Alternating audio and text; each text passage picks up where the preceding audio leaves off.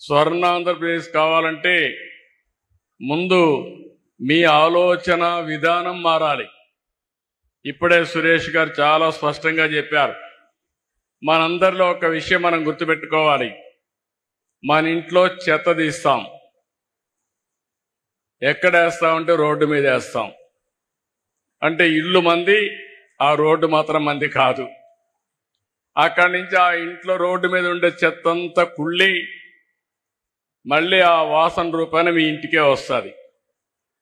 అంటే అంటువ్యాధులు రావడానికి మీరు చూస్తే ఎక్కడికక్కడ ఈ చెత్త ఇవన్నీ కనీసం మనం వాడినటువంటి మురుగు నీరు కూడా బయట పోనీయకుండా మన ఇంటి ముందరనే ఉండడం, అక్కడ పురుగులు ఇవన్నీ తయారు కావడం, దీంతో అనేక అంటువ్యాధులు వచ్చి చాలా ఇబ్బందులు వచ్చే పరిస్థితి వచ్చింది. పోయిన గవర్నమెంట్ మీరు చూశారు, చెత్త మీద పన్నేశారు కానీ చెత్త కూడా తీలే.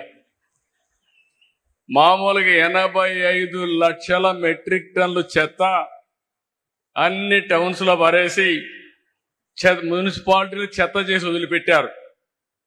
ఈరోజు ఈ ప్రభుత్వం ఒకటే ఆలోచించాం. మా మంత్రికి చెప్పాను, మా డిపార్ట్మెంట్ చెప్పాను, అక్టోబర్ 2వ తారీఖు నాటికి 85 లక్షల చెత్త చెదారం ఏదైతే మున్సిపాలిటీస్ లో ఉందో అన్ని క్లీన్ చేసే బాధ్యత వాళ్ళకి అప్పచెప్పాం. తప్పకుండా 100% జయప్రదం అవుతుందని చెప్పి మీ అందరికీ హామీ ఇస్తున్నా.